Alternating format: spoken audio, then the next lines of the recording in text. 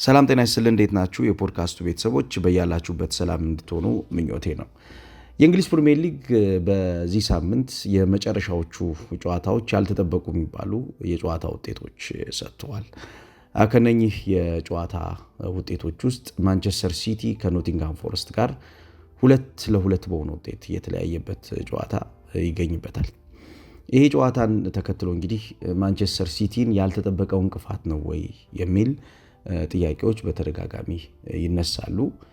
ያልተጠበቀ እንቅፋት ነው ወይንስ ደግሞ ሲቲ በዘንድሮ የውድድር ዓመት በፕሪሚየር ሊጉ የሚፈለገውን ያክል ተፎካካሪ መሆን የሚያስችለው አቅም አለው ወይንስ ደግሞ የለውም የሚል ጥያቄም አስነስቷል። በእርግጥ መሰረታዊ የሚባሉ ነገሮችን ትኩረት አድርገን ዛሬ በዚህ ፕሮግራም የምንመለከት ይሆናል። የምታስታውሱ ከሆነ ከማንቸስተር ሲቲ የዘንድሮ የውድድር ዓመት የዋንጫ ጉዞ ጋር በተያያዘ የአርሰናልም ስሊፕ አፕን ተጨምሮበት ሲቲን ወደ ዋንጫው የጋበዘው አርሰናል ነው የሚል አንድ ፕሮግራም አይ ቲንክ ከ2 ወር በፊት ሰርቼ ነበር። ይሄ አርሰናል ሲቲን ወደ ዋንጫው የጋበዘበት መንገድ በተለይ ጥር ወር ላይ ፔፕ ጋርዲዮላ ካደረጋቸው ከነዛ 2 ዝውውሮች በኋላ ሲቲ የተሻለ የሚያድግ የቡድን እንቅስቃሴ ሊኖረው እንደሚችል ምልክቶች የነበሩት ነው። ያ ማለት የማርክ ጉሂን ዝውውር ከክሪስታል ፓላስ ጨርሷል። ያው ክሪስታል ፓላስ ይህን ተጫዋች በክረምት ወር በነፃ ማጣት ስለማይፈልግ ነው ለማንቸስተር ሲቲ አሳልፎ የሰጠው እንጂ በሱ ኳሊቲ እንደገና ክሪስታል ፓላስ ዘንድሮ ካለበት ችግር አሁን ከችግሩ እየወጣ ነው። በእርግጥ ለምሳሌ ትናንትና ቶትናም ሆትስፐርስን 3-1 በሆነ ውጤት አሸንፏል። የቶትናምም ጉዳይ ሌላ ትልቅ ጥያቄ ነው። ዘንድሮ እንዳይወርድ ስጋት ውስጥ ከገቡ የሊጉ ቡድኖች መካከል አንዱ ነው። ይሄ ትልቅ ቡድን ነው ቶትናም ሆትስፐርስ። ስለዚህ ማርክ ጉሂን ያጣበት መንገድ ለክሪስታል ፓላስ አሰልጣኝ ግሌዝነር ያው ከአንገት በላይ የሆነ እውነታ ስለሆነ ነው የለቀቁት እንጂ ተጫዋቹ መልቀቅ አይፈልጉም ነበር። ስለዚህ ተጠቃሚ የነበረው ሲቲ ነው ይህን ተጫዋች ማግኘቱ። በመከላከል አደረጃጀት ሲቲ ምን ሊጠቀም እንደሚችል ይታወቃል። የተከላካይ መስመር ተጫዋቾች የዲፌንሲቭ እና ሚድፊልድ ቦክስ ለመስራት እየተቸገሩ የነበረበት ፓሲንግ ሌኖቹ እየተቆራረጡበት ወይም ደግሞ የዲፕ ፌዝ ቢልዳፕ እርጋታውን እያጣ ስለነበረ ሲቲ የዚህ ተጫዋች መምጣት ምናልባት ምቾት ይሰጠዋል እና ያን ምቾት ጨምሮለታል። ሁለተኛው የሴሜኒዮ ዝውውር ነው። እኔ እስካሁን ድረስ ከተደረጉ ዝውውሮች መካከል በጣም ትልቁ ዝውውር የማስበው የሴሜኒዮ ዝውውር ነው። ብቻውን የሆነ ነገር ሊያደርግ የሚችል ተጫዋች ነው። እንዳውም ሲቲ ሴፓሬት በሆነው በተነጠለው የተጫዋቾች የማጥቃት እንቅስቃሴ አንዱ የጎደለው የነበረው ነገር የሴሜኒዮ አይነት ኢምፓክት ነው። የፊል ፎደን ኢምፓክት በማንቸስተር ሲቲ እናውቀዋለን። ፊል ፎደን ስታጣ ዶኩን ጉዳት በተደጋጋሚ ሲቲ ሲያጣ ቼርኪን ለመጠቀም ሲሞክር የነ ኬቪን ዲብሩን ያለፉት ዓመታት ስኬታማ የሆነ ጊዜ ሲታጣ ልክ እንደ ሴሜኒዮ አይነት ኤነርጄቲክ የሆነ ሁሉን የሜዳ ክፍሎች እያካለለ ሁሉንም የሜዳ ክፍል ሳር የሚረግጥ ተጫዋች ያስፈልጋልና ትልቅ ግዢ ነው የፈጸመው። እነዚህ ተጫዋቾች መምጣታቸው የሲቲን የማጥቃት እውነት ጨምረውታል። ነገር ግን የሲቲ የስትራክቸር እውነት ግን አላሳደጉትም። ሲቲ አሁንም ስትራክቸራሊ የሚያጣቸው ኳሶች ዋጋ የሚያስከፍሉትና የዲፌንሲቭና የሚድ ሶሊዲቲውን እያጣ ያለ ቡድን ነው። ሲቲ በአማካኞቹና በተከላካይ መስመር ተጫዋቾች መካከል የሚፈጠሩት ጋፖች ለተጋጣሚ የሚሰጡት ክፍተት የሲቲን የጌም ኮንትሮሊንግ ከእጁ እያወጣበት ነው። ፔፕ ጋርዲዮላ ይሄን ተናግሮታል። ዘንድሮ ከዚህ በፊት እንደነበር ነው አይደለንም ብሎ ሲናገር በእግር ኳሱ ያጣውን ነገር ስለሚያውቀው በፖዚሽናል ፕሌይ አንዱ ትልቁ እውቀቱ ምንድነው? የሱ በኳስ ሁኔታዎች ውስጥ በተለይም ደግሞ ስፔሱንና ጊዜን በመከልከል ተጋጣሚ በሜዳ ውስጥ ፈጥኖ ከሱ በላይ እንዳያስብ ማድረግ ነው የሚፈልገው ፔፕ ጋርዲዮላ። ፉልባኮቹ፣ ሴንተር ባኮቹ፣ አማካኞቹ ኦፕሬት የሚያደርጉበትን መንገድ ፐርፌክሽን ይፈልገዋል። ያው በጋርዲዮላ የጨዋታ እንቅስቃሴ በጣም መሰረታዊ ከሚባሉት ሐሳቦች መካከል የ9 ቁጥር ፍሌክሲቢሊቲ አንዱ ትልቁ ኳሊቲ ነው። አሁን ጋርዲዮላ የ9 ቁጥር ፍሌክሲቢሊቲን በዚህኛው ትውልዱ አግኝቶታል ወይ ለሚለው ምላሽ አናገኝ። የለም አላገኘው። ኤርሊንግ ሃላንድ ይህንን ኃላፊነት የሚወጣ ተጫዋች ሆኖ በማገልገል የጋርዲዮላ ቡድን ያጋጠመውን ችግር ለመፍታት አቅም እየሰጠው ነው። ይሄ ጥርጣሬ አለ። ስለዚህ የሚያውቀው ነገር አለ ማለት ነው ጋርዲዮላ። ነገር ግን እስከ መጨረሻዎቹ ሰዓታት መጓዝ ይፈልጋል። እስከ መጨረሻው ሰዓት ላይ ተጽዕኖ ማሳደር ይፈልጋል። እንደውም ከጨዋታ በኋላ በሰጣቸው አስተያየቶች ጋርዲዮላ እየተመለከትኩት ነበርና ይሄ የሰጠው ሐሳብ ለሱ ምን ያክል ከባድ እየሆነ እንዳለ በእያንዳንዱ የጨዋታ እንቅስቃሴ የሚከብደው ነገር እየመጣ እንዳለ የሚያሳይ ነው። ለምሳሌ ከጨዋታው በኋላ ከሰጣቸው ሐሳቦች እስኪ ወደ ኋላ መዘዝ አድርገን የሆነ ነገር ለማንሳት እንሞክር። አሁን ባለው የዋንጫ ፉክክር ውስጥ እያንዳንዷን የዋንጫ ፉክክር የተሻለ ለመሆን በተለይ የተሻለ ፐርፎርም ማድረግ ይኖርብናል። በተለይ አርሰናል በተመለከተ ጋዜጠኛው ልዩነቱ 7 ነጥብ ላይ ደርሷልና ምንድነው የምትለው ብሎ ሲጠይቀው ሁሉም ውድድሮች አሉ ፊት ላይ፣ አሁን ትኩረት የምናደርገው የኒውካስሉ ጨዋታ ላይ ነው። ነገሮችን እንደ ሁኔታዎቹ መቀበል እፈልጋለሁ ነው የሚለው ፔፕ ጋርዲዮላ። በተለይ አርሰናል በዋንጫ ፉክክር ውስጥ ያለውን ዙር ስላከረረው በተለይ በፊት ለፊቱ የሚገኙትን ትልልቅ ጨዋታዎች በተመለከተ እነሱ ላይ ትኩረት ማድረግ እንደሚፈልግ ነው ያነሳው። we have a lot of game to play, we have to continue with Newcastle United game ነበር ያለው እና የቀጣዩን የኒውካስል ዩናይትድ ጨዋታን በተመለከተ ነው ማውራት የፈለገው። በዋንጫ ፉክክሩ ያው አርሰናል አፐራንድ እየወሰደ እንዳለ ያውቃል ፔፕ ጋርዲዮላ። ይሄንን አሁን አይደለም በነገራችን ላይ ፔፕ ጋርዲዮላ እየተናገረው ወይም ደግሞ ይሄንን እሱ ኮንፊርም ሊያደርግ የፈለገው አሁን አይደለም፣ ከዚህ በፊት ኮንፊርም አድርጎታል። የዘንድሮ የውድድር ዓመት የሱ የቡድን ጉዞ የተሻለ መፎካከር በሚያስችል ቁመና ላይ ቡድኑ ስለመሆኑ ማረጋገጫ መስጠት የከበደው ጊዜ ነበር። በተደጋጋሚ በተከታታይ ጨዋታዎችን ሲሸነፍ እነዚህ በተከታታይ የተሸነፈባቸው ጨዋታዎች ላይ ምላሽ ያጣባቸው ጨዋታዎች ነበሩ። በተለይ ከዳይናሚዝም ጋር በተያያዘ ስፔስ ኦኮፓይ በሚያደርግበት ሁኔታዎች ጋር በተያያዘ አንድ ጋዜጠኛ ከዚህ በፊት ከ2 ሳምንት በፊት ይመስለኛል አንድ ስለ ኮንጀሽን የሰራው ፕሮግራም ነበርና እዛም ጋር በተያያዘ የሚነሱበትን ጥያቄዎች በተመለከተ ምላሽ ለመስጠት ፔፕ ጋርዲዮላ በሚያስብባቸው ቃላቶቹ ውስጥ የሆኑ ነገሮች ከዚህ በፊት እንደነበረው ቀላል የሆኑ እንዳልመጡ ያውቀዋል።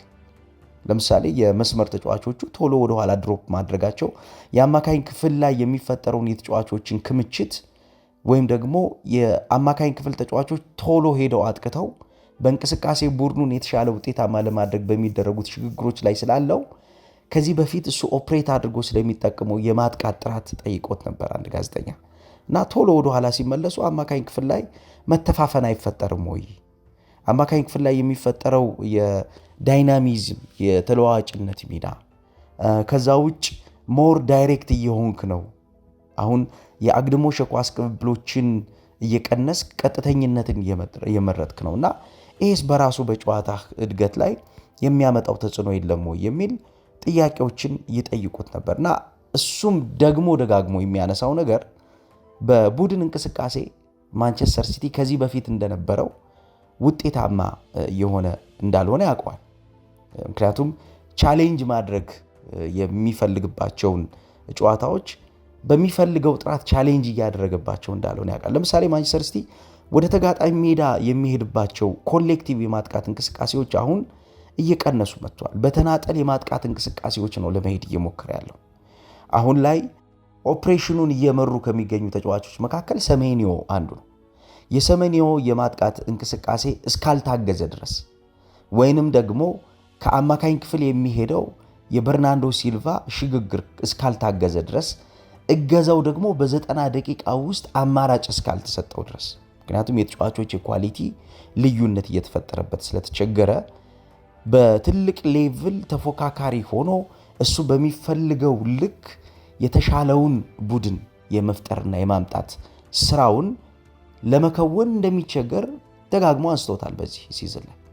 ያው እጥረቱ ምን እንደሆነ ፔፕ ጋርዲዮላ ስለሚያውቀው ማለት ነው። ከፈጠራ ጋር ከሽግግሮች ጋር በተያያዘ ቡድኑ ያለውን ጉድለት ፔፕ ጋርዲዮላ ያውቀዋል። ምክንያቱም ከዚህ በፊት በነበረው ዳይናሚክ የሆነ የጨዋታ እንቅስቃሴ ላይ የነበራቸውን የጨዋታ ብልጫ የሚያስቀጥሉ ተጫዋቾች ሲቲዎች እንደሌሏቸው ፔፕ ጋርዲዮላ ከ3 ወር ከ4 ወር በፊት በተደጋጋሚ ነግሮን ነበር።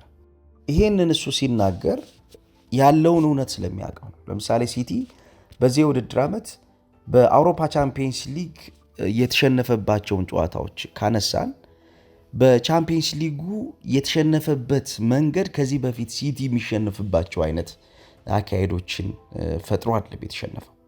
ስፔስ በቀላሉ የሚሰጥ ቡድን ነበረ ማንቸስተር ሲቲ። የሲቲ አንዱ ትልቁ ኳሊቲ የሚባለው በቡድን እድገት ውስጥ ኮምፓክት መሆን ነው።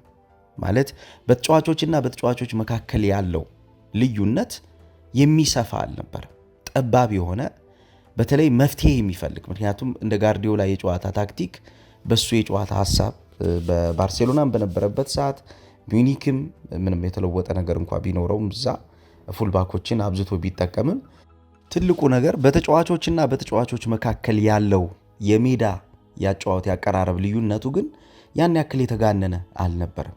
አሁን ጋፕ ለተጋጣሚ የሚሰጥ አልነበረም። አሁን ላይ በተጋጣሚዎችና በሱ መካከል ያለው ጋፕ እየሰፋ መጥቷል። ሜዳ በቀላሉ የሚሰጥ ወይም ደግሞ የመጫወቻ አደገኛ ቦታዎችን በቀላሉ የሚሰጥ ማንቸስተር ሲቲ ነው እየተመለከትን ያለ ነው።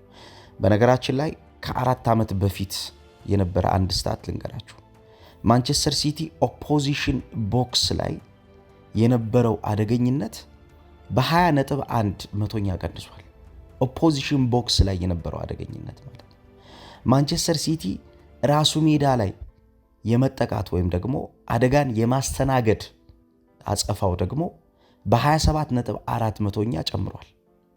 ማንቸስተር ሲቲ በጨዋታ የዛሬ 4 ዓመት የሚፈጠርበት አጸፋዊ ማጥቃት ከመቶኛ ስንመለከተው 3% የጨዋታውን እጅ አይወስድም። ይሄ ማለት ሲቲ በማጥቃት እንቅስቃሴዎች ውስጥ ያደገ ነገር ነው እንጂ ያለው ያን ያክል የጎላ ጫናዎች የሚያድርበት ቡድን አልነበረም። አሁን ማንቸስተር ሲቲ ይሄ ተገልብጦ 13.1 አጸፋዊ የመጠቃት ጫና ውስጥ ነው ያለው። ይሄ በተመላሽ ኳስም እንዲሁም ፕሮግሬሲቭ በሆነ የቡድን የተጋጣሚ የእንቅስቃሴ እድገት የተፈጠረበት ጫና ነው። ለምሳሌ የሚድ ብሎክ ወይም ደግሞ ከአማካኝ ክፍል ወደ ማጥቃት በሚደረጉ ሽግግሮች ኳሶችን ለማቋረጥ በሚደረገው ጫና ማንቸስተር ሲቲ ከተጋጣሚ የሚመጡ በማጥቃት እንቅስቃሴ ተቆርጠው ሊሆን ይችላል፣ ተጋጣሚ ተደራጅተው በሚወጣባቸው እንቅስቃሴዎች ሊሆን ይችላል፣ የሚመጡ ሽግግሮችን በሚድ ብሎክ ሲቹዌሽን 29.7 የመከላከል ሺልዶችን እንዲያዘጋጅ ወይም ደግሞ እንዲፈጥር ተገዷል። ይህ ማለት በመከላከል ሁኔታዎች ውስጥ ነው የሚገኘው ማለት ነው። ሲቲ ከማጥቃት ሁኔታዎች ይልቁን የመከላከል ሽፋን ለቡድኑ እየሰጠ ነው የሚገኘው ማለት ነው። ለምሳሌ በኬቨን ዴ ብሩነ ሰዓት የነበረውን ማንቸስተር ሲቲ እንመልከት። ያ ቡድን አንድ የነበረው ትልቁ ኳሊቲ ምንድነው? KDB ክሮስ ነበር። ይሄ የኬቨን ዴ ብሩነ ትሬድማርክ የሆነ ማለት ነው። ዴሊቨሪዎቹ ሃፍ ስፔሶችን በፈለገው መንገድ የሚያጠቃባቸው ናቸው። ፓወር አላቸው። ከዛ ውጭ ደግሞ ፕሪሲሽን አላቸው። እነዚህን ሁለቱን ነገሮች በኮሪደር አንሰርቴኒቲ ወይም ደግሞ የሁለቱን የመጫወቻ ቀጠናዎችን እንዳይረጋጉ በማድረግ የግብ ጠባቂዎችና የተከላካይ መስመር ተጫዋቾችን እይታ መገደብ መከልከል ነው የተጋጣሚ ስራ የሚሰራው። ይሄ KDB ፓስ ባለፉት 3 ዓመታት እየቀነሰ መጥቶ አሁን ጭራሽ ጠፍቷል በሲቲ። እሱም ከማንቸስተር ሲቲ ጋር ከተለያየ በኋላ ባለፉት ወራቶች ሲቲ ምን ያክል እየተጎዳ እንዳለ በደንብ በታክቲክ ዌፐኑ ስለነበረ ይህን የታክቲክ ዌፐኑን እንዴት እንዳጣ ተመልክተነዋል። መሳሪያውን መልሶ ለማግኘት የሚጠቀማቸው ተጫዋቾች በሱ ሌቭል በሱ ደረጃ ላይ አለመሆናቸው ማንቸስተር ሲቲ ጉድለቶች አጋጥሞታል። ለምሳሌ የጋርዲዮላ አንዱ ትልቁ ኳሊቲ ይሄ ሃይብሪድ የሆነ የፕሬሲንግ ሲስተምን ይጠቀማል። የተቀላቀለ የፕሬሲንግ ሲስተም ለምሳሌ ረፍት የለሽ ካውንተር ፕሬሲንግ ሊሆን ይችላል። ይሄ ሪለንትለስ ካውንተር ፕሬሲንግ የሚባለው ነው። ከዛ ውጭ ደግሞ ትሪገር የሚደረጉ በሁኔታዎች የሚወሰን ወይም ደግሞ የሚቀሰቀሱ ፕሬሲንጎች ነገር ግን የማይቆዩ ፕሬሲንጎች ሆነው የመጨረሻ የሜዳ ክፍል ላይ የኦፖዚሽን ቢውልዳፕን የሚያበላሹ እንቅስቃሴዎችን ነው ሲቲ የሚጠቀመው የነበረው። ሲቲ በአሁኑ ሰዓት የተጋጣሚን ቢውልዳፕ በመረበሽ የሚታወቅበትን ያን ጠንካራ ሲስተሙን አጥቷል። እንዳውም ወደ 9.7 መቶኛ የሚጠጋ የቁጥር የአሃዝ ልዩነት ፈጥሯል። ያ ፕራይም ሲቲ እና አሁን ያለው ሲቲ ልዩነታቸው የመጨረሻውን ፖኬቶችን በሚገባ እያዘጋጀ በጫና ፖኬቶች የሚፈጥር የነበረው ወይም ደግሞ የማጥቂያ ኪሶችን የሚፈጥር የነበረው ሲቲ ዲስራፕት ማድረግ አቅቶት ፖኬቶችን መፍጠር አቅቶት እንግዲህ ባልኩት ለ10 መቶኛ ለተጠጋ ቁጥር ተጋልጧል ማለት ነው። ለምሳሌ በሲቲ በዚህ የውድድር ዓመት ፔፕ ጋርዲዮላ እንዳነሳው አንዱ የጎደለው ነገር ምንድነው? ፖዚሽናል ኢንቴሊጀንስ ነው። እንደምታውቁት የጋርዲዮላ የጨዋታ እንቅስቃሴ በፖዚሽናል ፕሌይ ወይም ደግሞ ቦታ ላይ በሚፈጸሙ የተጫዋቾች ኳሊቲዎች ላይ የሚወሰን ነው። ያው ጋርዲዮላ አብዛኛውን ጊዜ የሚናገረው ነገር አለ። ኳስ ሲመጣለት ነው እንጂ አንድ ተጫዋች ወደ እንቅስቃሴው እንዲገባ የሚፈልገው ቦታውን ሪስፔክት ማድረግ ስላለበት ወደ እንቅስቃሴው መሄድ አለበት ብሎ አያምንም። ወደ እንቅስቃሴው ያለ ፍቃድ ከሄደ ያለ አግባብ የሚሰጠው ቦታ አለ ብሎ ስለሚያስብ ማለት ነው።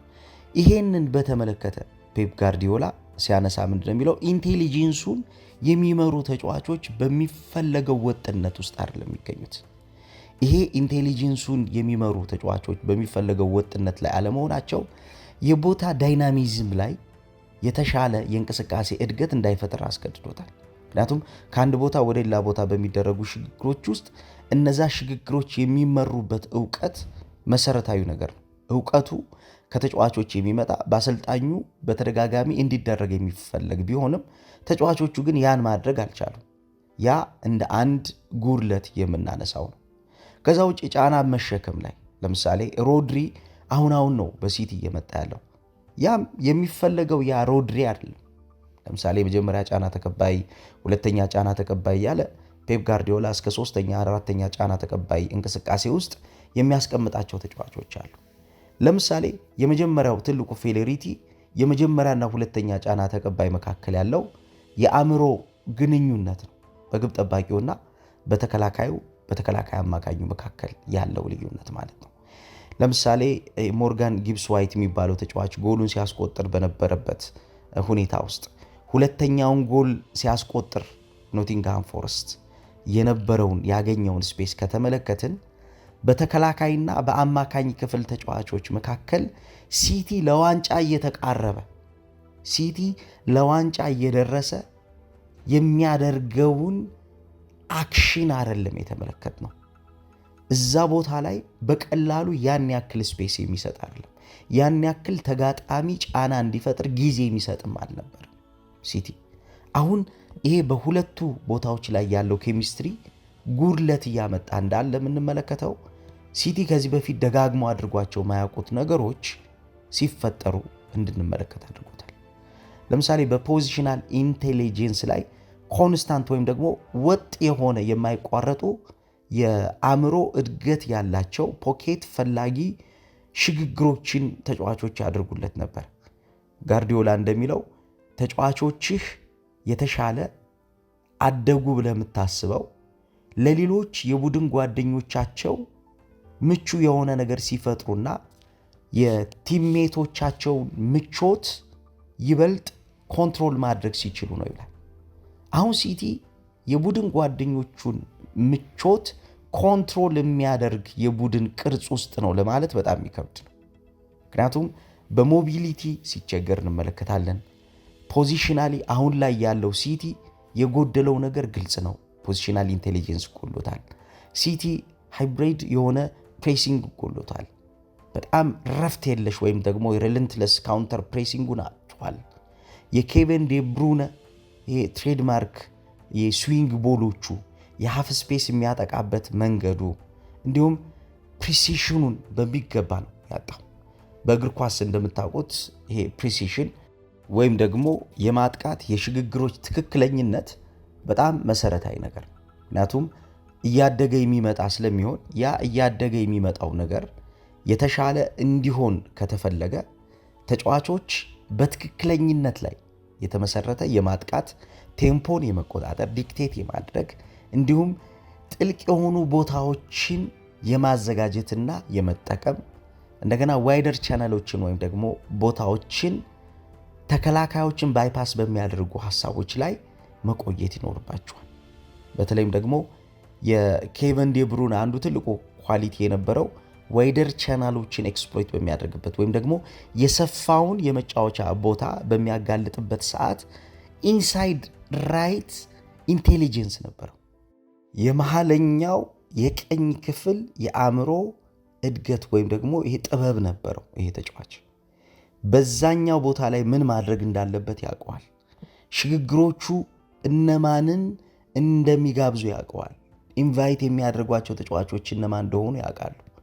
ትሪገር በሚያደርግባቸው ወይም ደግሞ በሚቀሰቅስባቸው እንቅስቃሴዎች ውስጥ ምን ማድረግና ምን ማድረግ እንደሌለበት ያውቀዋል። እናውም በፔፕ ጋርዲዮላ ሐሳብ አንድ ዶክሜንተሪ እየተመለከትኩ ምን ይላል? የኬቨን ዲ ብሩይነ ትልቁ ኳሊቲ ይላል ሪዲዩሲንግ ጎል ቦክስ ፕሬዘንስ ይላል። ይሄ በጣም ትልቅ ሐሳብ በፔፕ ጋርዲዮላ በኬቨን ዲ ብሩይነ አማካኝነት ይፈጸም የነበረው ወደ ሳጥን ሳይደርሱ ወደ መጨረሻው የተጋጣሚ ሳጥን ሳይደርሱ ይሄ ማለት 26.7 ያርዶች ርቀት ላይ ሲቲ የግብ ዕድሎችን ያገኝ ነበር በዚህ ተጫዋች አማካኝነት ማለት ነው። ፔናልቲ ኤሪያው ላይ ኮምፖዝድ የሆነ የጨዋታ እንቅስቃሴ ቢፈልግም ከፔናልቲው ኤሪያ ርቆ ደግሞ በሚፈጠሩ የጎል ማግባት ዕድሎች ላይ ኬቨን ዲ ብሩይነ ቡድኑን ተጠቃሚ ያደርግ ነበር፣ በራቀው የጨዋታ እሳቤ ማለት ነው። ይህንን እንግዲህ ሙሉ በሙሉ ያጣ ማንቸስተር ሲቲ ነው እየተመለከትን ያለ ነውና የሲቲ ነጥብ መጣል እንቅፋት አይደለም። የሲቲ ነጥብ መጣል እድሳት የሚፈልገው ሲቲ መታደስ አለመቻሉ ነው።